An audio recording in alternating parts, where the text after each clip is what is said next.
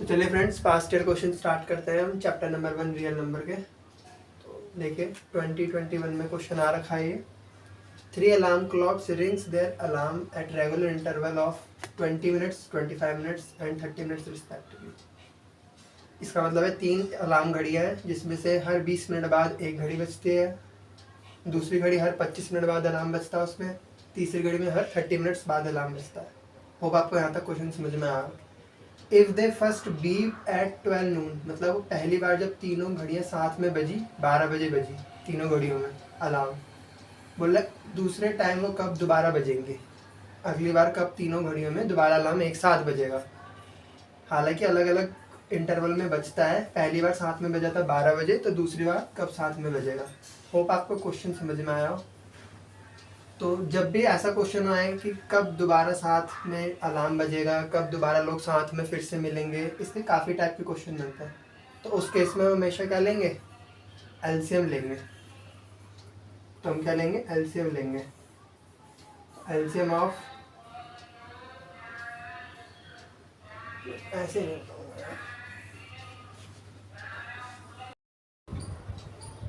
तो चलिए फ्रेंड्स, आज हम पास्ट ईयर क्वेश्चन स्टार्ट करेंगे। तो देखिए first question, 3 alarm clocks rings their alarm at regular interval of 20 minutes, 25 minutes and 30 minutes respectively। वो बोला 3 अलार्म क्लॉक है, पहली घड़ी हर 20 मिनट बाद बजती है, दूसरी घड़ी में हर 25 मिनट्स बाद अलार्म बजता है और तीसरी घड़ी में हर 30 मिनट्स बाद अलार्म बजता है।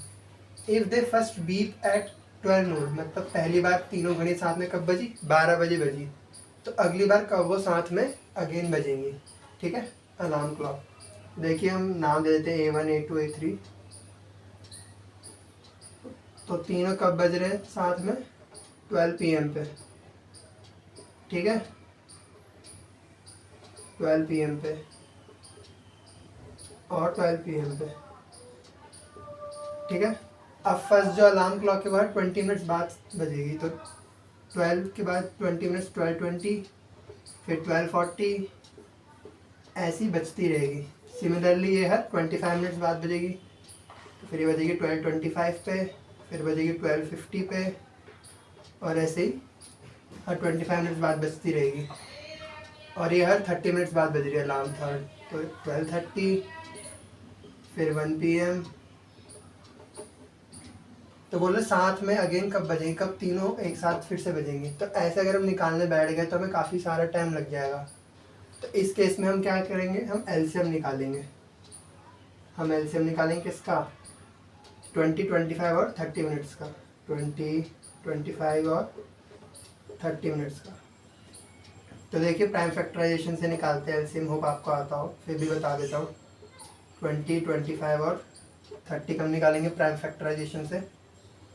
तो सबसे छोटे नंबर से स्टार्ट करते हैं।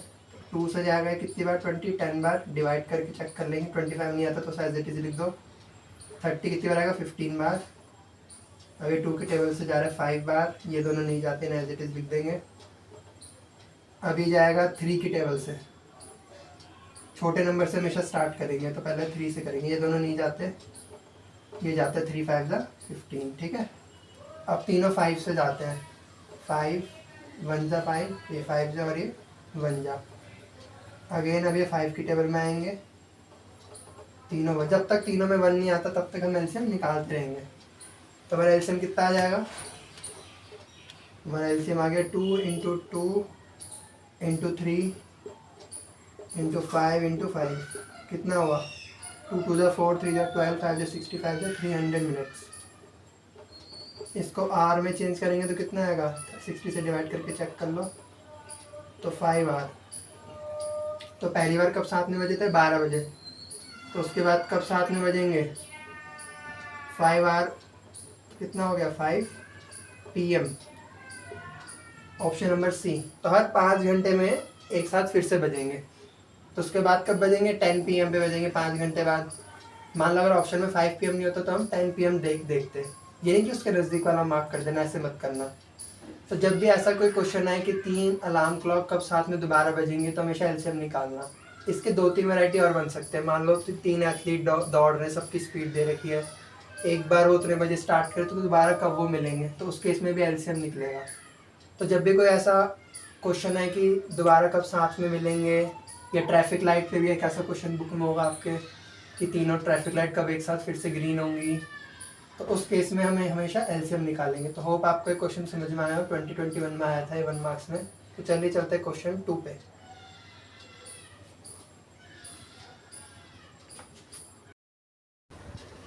तो चलिए फ्रेंड्स क्वेश्चन 2 स्टार्ट करते हैं। A seminar is being conducted for different subjects. एक सेमिनार है, अलग अलग सब्जेक्ट का हमने कराया है। The number of participants in Hindi, English and maths are 60, 84 and 108 respectively. Hindi के कितने स्टूडेंट्स हैं? 60, इंग्लिश के 84, मैथ्स के 108। रिस्पेक्टिवली का मतलब यही होता है कि ये फिगर इसके लिए फर्स्ट वाली, सेकंड वाली सेकंड को, और थर्ड वाली थर्ड को बिलोंग करती है। उसके बाद what is the minimum number of rooms required during the event. तो मिनिमम कितने नंबर ऑफ रूम्स लगेंगे। तो कुछ बच्चे, और ये है FYQ, future year question. Past year तो सभी कराते हैं, थोड़ा बीच बीच में फ्यूचर ईयर भी करवाएंगे हम, ताकि पेपर में ये भी तो आ सकते हैं। पास्ट ईयर तो सभी कराएंगे, फिर हम में उनमें अंतर क्या रह जाएगा। कुछ बच्चे इसको सॉल्व क्या करेंगे, इसका एलसीएम निकाल देंगे तीनों का। वो देखेंगे अच्छा मिनिमम लिखा है तो एलसीएम निकाल देता है, क्योंकि एलसीएम में लीस्ट कॉमन मल्टीपल होता है, उसकी फुल फॉर्म तो लोग मिनिमम पढ़ते ही वो निकाल देते हैं। ऐसा मत करना, पहले आप क्वेश्चन को ढंग से समझो। मिनिमम नंबर ऑफ रूम्स कैसे निकलेंगे, मिनिमम नंबर ऑफ रूम्स कैसे निकलेंगे आपके। देखो, अगर मैं टोटल पार्टिसिपेंट्स को मैक्सिमम नंबर ऑफ रूम से डिवाइड कर दूं,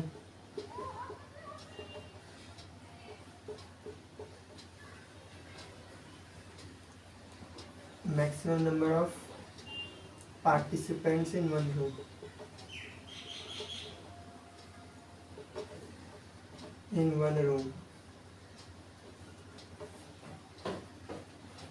अगर मुझे मिनिमम नंबर ऑफ रूम निकालना है तो मैं क्या करूँगा, टोटल पार्टिसिपेंट्स को maximum number of participants in one room से डिवाइड कर दूँगा।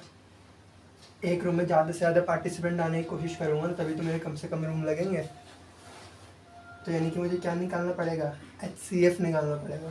ध्यान रखिएगा, इस क्वेश्चन में ये ट्विस्ट था। हमने क्या निकालना पड़ेगा, HCF निकालना पड़ेगा। तो हम निकालेंगे HCF। किसका निकालेंगे, 60, 84 और 108 का। तो निकाल लो आप, HCF निकाल लो। देखो 5 12 60, 2 से चालू करते हैं। चलो 230 जा 215 3551। प्राइम फैक्टराइजेशन से निकालना है HCF। सबका प्राइम फैक्टराइजेशन निकाल लेंगे एक बार। 2 का 42, 21, 3 जा 7 जा, इसको भी 2 से डिवाइड करते जाएंगे। 27 अब 2 की टेबल में नहीं आता, 3 की टेबल में देखेंगे। तो हमने प्राइम फैक्टराइजेशन निकाल दिया। मिनिमम नंबर से चालू करते हैं, डिवाइड करके चेक कर लेते कि जाता है नहीं जाता। ठीक है,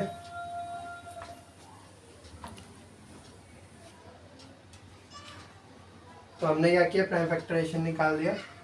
होप आपको प्राइम फैक्टराइजेशन आता होगा। मिनिमम नंबर से चालू करते हैं, तो 62 की टेबल में आता है 30 बार, फिर 2 की टेबल में आता है 15 बार। अब 2 की टेबल में नहीं आता, 3 की टेबल से गया। सिमिलरली ये तीनों के निकाल दिए। अब तीनों में देखते हैं कॉमन क्या क्या है। पहले 60 का देखते क्या क्या है हमारे फैक्टर। 2 × 2 × 3 × 5 ऐसे लिख देंगे। ठीक है, ये अच्छे बता रहा हूँ कैसे निकालते हैं। पहले प्राइम फैक्टराइजेशन निकाल दो। 2 × 2 × 3 × 7 108 का। 2 × 2 × 3 × 3 × 3। ठीक है, तो कॉमन देखिए, एक 2 कॉमन आ गया, एक तो और कॉमन आ गया। तीनों में कॉमन नंबर लेंगे, और एक 3 भी कॉमन आ गया। तो हमारा HCF क्या हो जाएगा, हमारा HCF हो गया 12। होप आपको यहाँ तक समझ में आ गया। हम प्राइम फैक्टराइजेशन निकालेंगे तीनों का, फिर तीनों में नंबर कॉमन देखेंगे, वो हमारा क्या हो जाएगा, HCF। अब निकाल देंगे minimum number of room. Total participant कितने, सबको ऐड कर लो। 60 + 84 + 108 डिवाइड बाय क्या था, maximum number of participant in one room. कितना आ सकते हैं एक रूम में, जाता था 12। तो 254 डिवाइड बाई 12 कितना आएगा, 12 टू 24, 12 बन जा पॉइंट समथिंग समथिंग आ रहा है, हम 21 पे लगा देंगे आंसर। होप आपको समझ में आया। मिनिमम नंबर ऑफ रूम निकालना है तो क्या करेंगे, total participant divide by maximum number of participant in one room. एक रूम में ज़्यादा से ज़्यादा पार्टिसिपेंट डालने की कोशिश करेंगे तभी तो मिनिमम नंबर ऑफ रूम्स निकलेगा। मान लो 10 जने हैं, अब मैं एक रूम में ज़्यादा से ज़्यादा जितने पार्टिसिपेंट्स डाल पाऊंगा तो उतने कम नंबर ऑफ रूम्स लगेंगे ना मुझे। मान लो मैं एक रूम में ज़्यादा से ज़्यादा 2 पार्टिसिपेंट डाल सकता तो मिनिमम कितने रूम लगेंगे, 5 रूम लगेंगे। तो हमने वैसे ही किया है। होप आपको समझ में आया मैंने ऐसा क्यों किया, मैक्सिमम नंबर से डिवाइड क्यों किया। जितना बड़ा डिनोमिनेटर होगा उतना छोटा हमारा आंसर होगा, तो आपको पता ही होगा।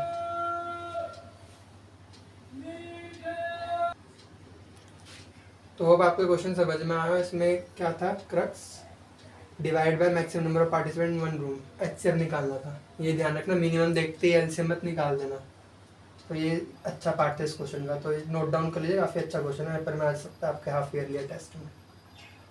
तो चलिए चलते हैं क्वेश्चन नंबर 3 पे, तब तक नोट डाउन कर लीजिए।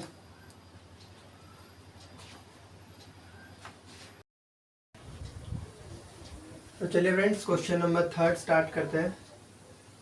Prove that 3 + 2√3 is an irrational number. हमें इसको प्रूव करना है तो हम इसके अपोजिट एज्यूम कर लेंगे कि रैशनल है। अगर हमारी एजम्पशन गलत होगी तो ये क्या हो जाएगा, इरेशनल हो जाएगा। इसको ऐसे करते हैं, तो पहले हम एज्यूम कर लेंगे कि ये रैशनल है। Let us assume that 3 + 2√3 is a rational number। ठीक है, अब अगर ये रैशनल नंबर है तो इसे हम p/q के फॉर्म में लिख सकते हैं।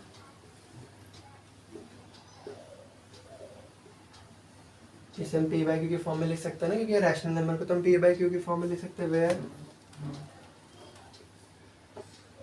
p and q are coprime. Coprime का क्या मतलब होता है कि इन दोनों नंबर में कुछ भी कॉमन नहीं है 1 के सिवा। जैसे 13, 11 देखो, इन दोनों नंबर में कुछ कॉमन नहीं है। ठीक है, 17, 19 इनमें भी कुछ कॉमन नहीं है, क्या हो गया, कोप्राइम हो गया। तो होप आपको समझ में आ गया। ठीक है, हमने क्या एज्यूम कर लिया, हम इसके अपोजिट एज्यूम कर लेते जब भी ऐसा क्वेश्चन आता है। तो हमने एज्यूम कर लिया कि रैशनल है, तो हमने p/q के एज्यूम कर लिया इसको। p और q का यहाँ पे कोप्राइम नंबर है। अब इसे सॉल्व कर देंगे, रूट वाले नंबर को एक साइड और बाकी नंबर को एक साइड ले जाएंगे। तो 2√3 = p/q - 3, 2√3 बराबर एलसीएम ले लो, p - 3q और में q। √3 निकालना है तो √3 बराबर क्या हो जाएगा, p - 3q अपॉन में 2q। ये पूरा इंटीजर है, ये पूरा नंबर क्या इंटीजर है, ये रैशनल है, तो ये भी रैशनल होना चाहिए। ये पूरा नंबर क्या रैशनल नंबर है ना, क्योंकि ये रैशनल है तो ये भी रैशनल नंबर हुआ। हेयर ऐसे लिखेंगे, here p - 3q/2q is a integer. Integer क्या होता है, normal number. So this is a rational number. तो ये क्या है, रैशनल नंबर। हेंस तो ये रैशनल तो ये भी रैशनल होगा। √3 इज अ रैशनल नंबर। ये रैशनल हुआ तो ये भी रैशनल होना चाहिए, लेकिन ये रैशनल है नहीं। But √3 is a irrational number, is an irrational number. So hence our assumption is wrong. Hence लिख देंगे our assumption is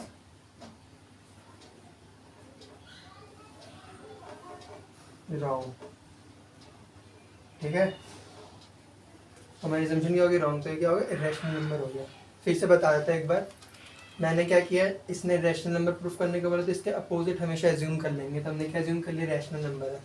तो रैशनल नंबर को हम पी बाई क्यू के फॉर्म में लिख सकते हैं, जहाँ पे पी और क्यू क्या होता है, कोप्राइम होता है। एन इंटीजर भी लिख सकते हैं आप, और इंटीजर भी होते हैं, ठीक है।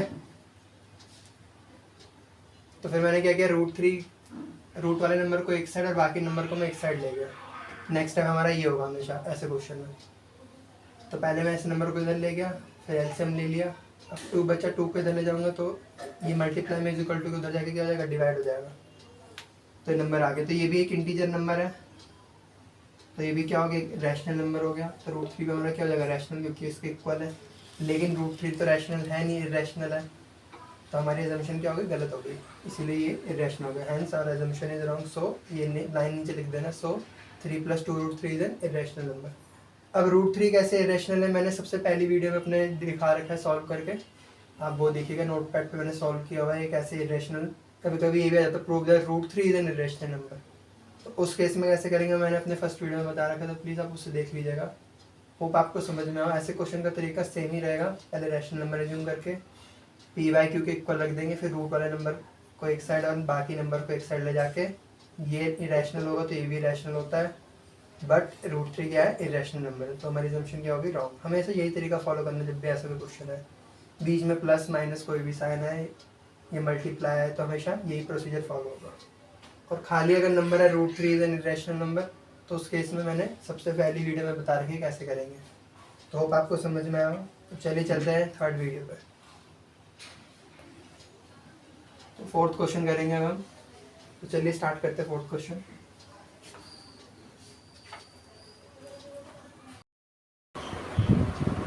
तो फ्रेंड्स क्वेश्चन 4 स्टार्ट करते हैं। One of your friend is making a model of factor tree, find value of x, y and z।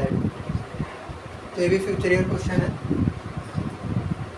देखिए फैक्टर ट्री होता क्या, एक बार बता देता हूँ मैं आपको। सपोज कि यहाँ पे एक नंबर है 20, तो मैंने लिखा है 2 10, तो ये किससे बना है, 2 और 10 के फैक्टर से बना है। 10 × 20, इसको और ब्रेक कर सकते हैं, इसको क्या नहीं सकता, 2 5, यानी कि 10 किससे बने, 2 और 5 से। यानी कि जो भी ऊपर वाला नंबर है नीचे वाला नंबर है वो क्या है, प्रोडक्ट है।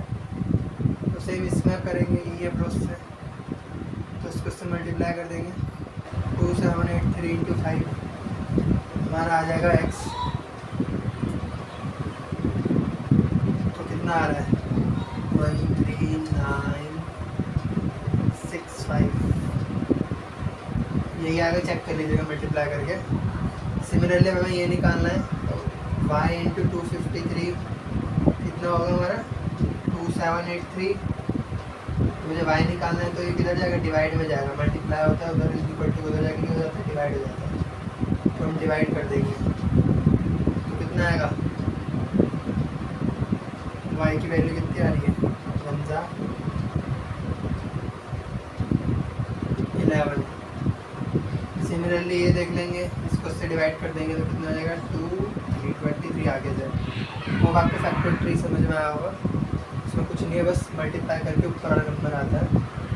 ये कभी कभी आ सकता है 1 मार्क्स में, तो वैसे तो आपने बचपन में भी पढ़ा हुआ, 8th क्लास में होता है फैक्टर ट्री। तो वो आपको समझ में आया। तो चलिए क्वेश्चन नंबर 5 पे चलते हैं। काफ़ी ईजी क्वेश्चन था। चलिए क्वेश्चन 5 पे चलते हैं।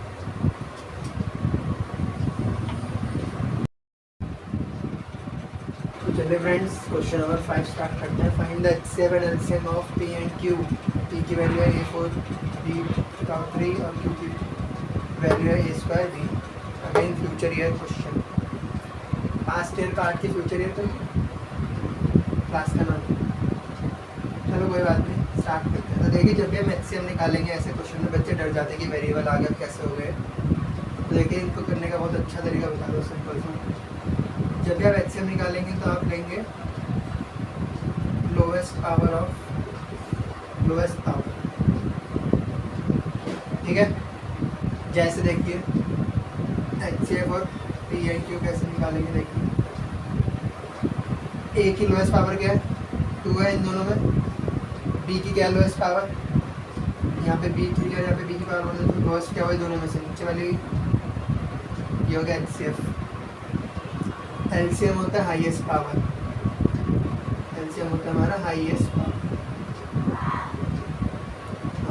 पावर। तो यहाँ पे एलसीएम क्या हो जाएगा, एलसीएम लिखिए हमारी संगत का सर, एलसीएम हो जाएगा पी और क्यू का। हाईएस्ट पावर के की पावर 4 और 2 में ये वाला है हाईएस्ट पावर के की पावर 4, इन दोनों में हाईएस्ट पावर क्या है बी की पावर 3। सिंपल 1 मार्क्स में आता है, बच्चे डर जाते वेरिएबल देख के। काफ़ी सिंपल है, जब भी एचसीएम है तो लोएस्ट पावर देख लेंगे दोनों की, और जब भी एलसीएम आएगा तो हाईएस्ट पावर देख लेंगे। तो होप आपको क्वेश्चन समझ में आया, काफ़ी अच्छा क्वेश्चन है, पूछा जाता है 1 मार्क्स। तो चलिए चलते हैं क्वेश्चन नंबर 6 की तरफ।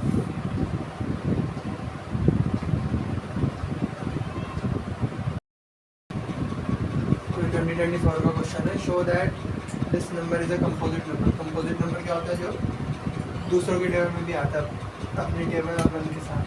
कंपोजिट नंबर की डेफिनेशन पर देखते हैं। कंपोजिट नंबर के मोर देन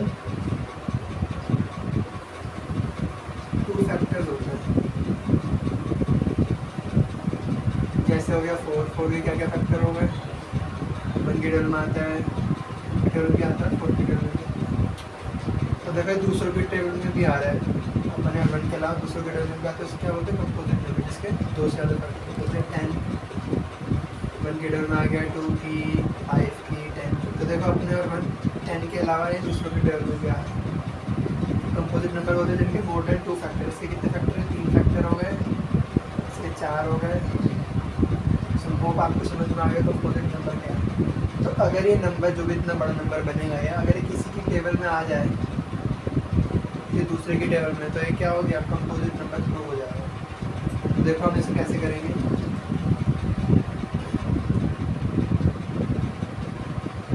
5 × 11 × 17 + 3 ये एग्जाम्पल है, चालू यहाँ से है × 11। बोर्ड मास में पहले क्या आता है, बोर्ड मास से सॉल्व करते हैं। बोर्ड मास तो पहले आता है मल्टीप्लिकेशन, तो मल्टीप्लाई करने के लिए हमें पहले ये साइन सॉल्व करना होगा। कैसे करेंगे, 5 × 11 × 17 + 3 × 11 ये क्वेश्चन है। इसे बोर्ड मास तो बोर्ड मास मिलता है,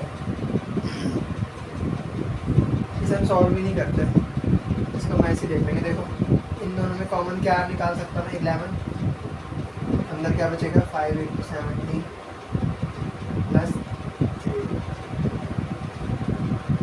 तो यानी कि नंबर किसकी टेबल में आएगा, 11 की टेबल में आएगा। देखो 11 कॉमन आ गया ना बाहर, इसका मतलब क्या है 11 इसका फैक्टर है, तो यानी कि ये कंपोजिट नंबर है। सिंस अब इसे पूरा सॉल्व करने की जरूरत है। सिंस दिस नंबर ही लिख देना नीचे, since this number is divisible by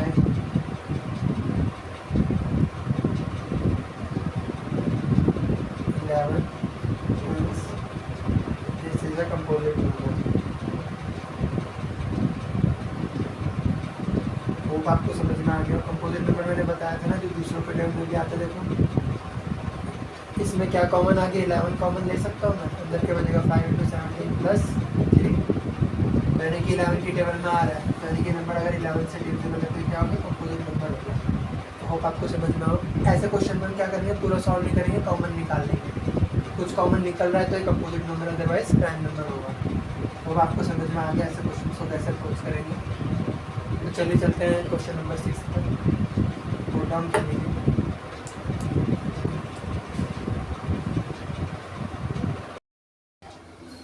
तो चलिए क्वेश्चन 6 स्टार्ट करते हैं।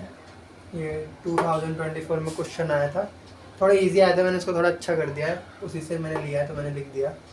If the LCM of P and Q is 180 AQ B4 और HCF दे रखा है और पी की वैल्यू दे रखी है, तो क्यू की वैल्यू निकालनी है, क्योंकि एलसीएम और HCF तो 2 नंबर का होगा, जिसमें से एक नंबर दे रखा है, दूसरा नंबर निकालना है।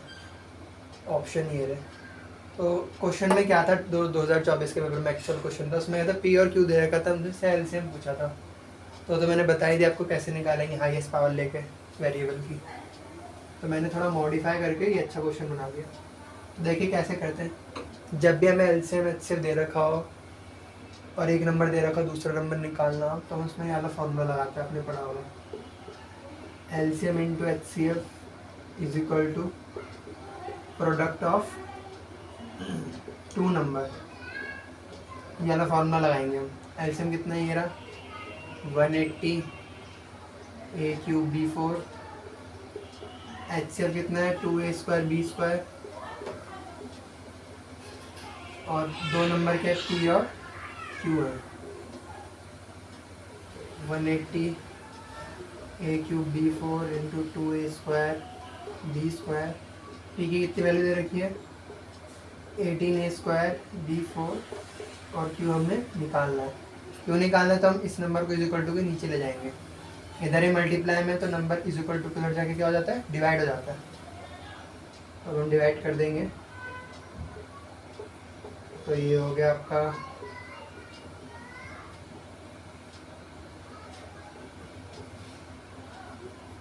तो हम क्यों निकालेंगे, देखिए 18 से ये गया 10 टाइम्स, ए स्क्वायर से ए स्क्वायर कट गया आपका, B4 से B4 कट गया आपका, ठीक है। आपका क्या बचा लिख लेंगे, तो मेरा बचा 10 इंटू 2 20 लिख देंगे। क्या बचा ए क्यूब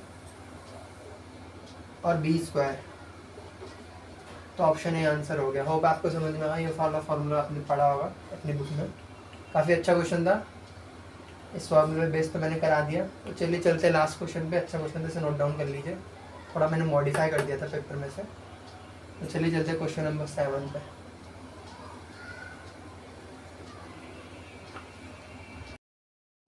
तो चलिए फ्रेंड्स करते हैं लास्ट क्वेश्चन इस वीडियो का। Question number 7, find the largest number which divides 70 and 125 leaving remainder 5 and 8 respectively.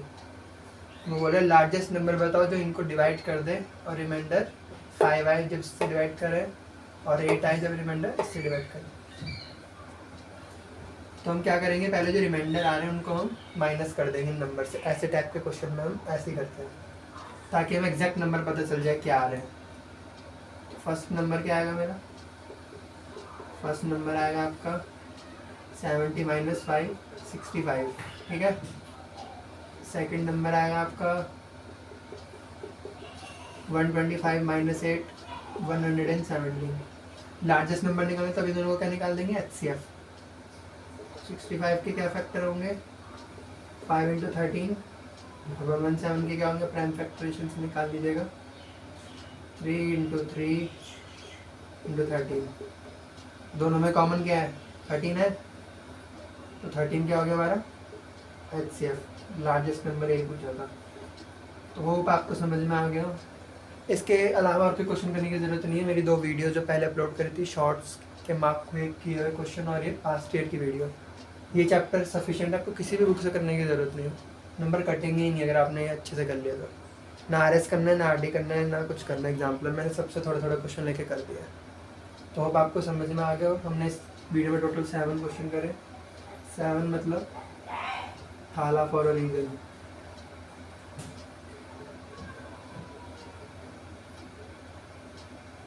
जो क्रिकेट देखता है उसे पता होगा। तो होप आपको समझ में आएगा हमारी वीडियो। मैंने पास्ट ईयर क्वेश्चन, कुछ फ्यूचर ईयर क्वेश्चन भी करवा दिए हैं। काफ़ी अच्छी वीडियो थी। मैंने काफ़ी अलग अलग सोर्स से इकट्ठा किए हैं ये क्वेश्चंस। तो आपको और कोई वीडियो देखने की ज़रूरत नहीं है, यूट्यूब पर जो भी है मेरी 3 वीडियो फर्स्ट चैप्टर की जो डाल रखी है वो देख लीजिए। होप आपको समझ में आ गया चैप्टर। चलिए अब हम सेकंड चैप्टर के PYQ की वीडियो में मिलेंगे, तब तक के लिए बाय बाय।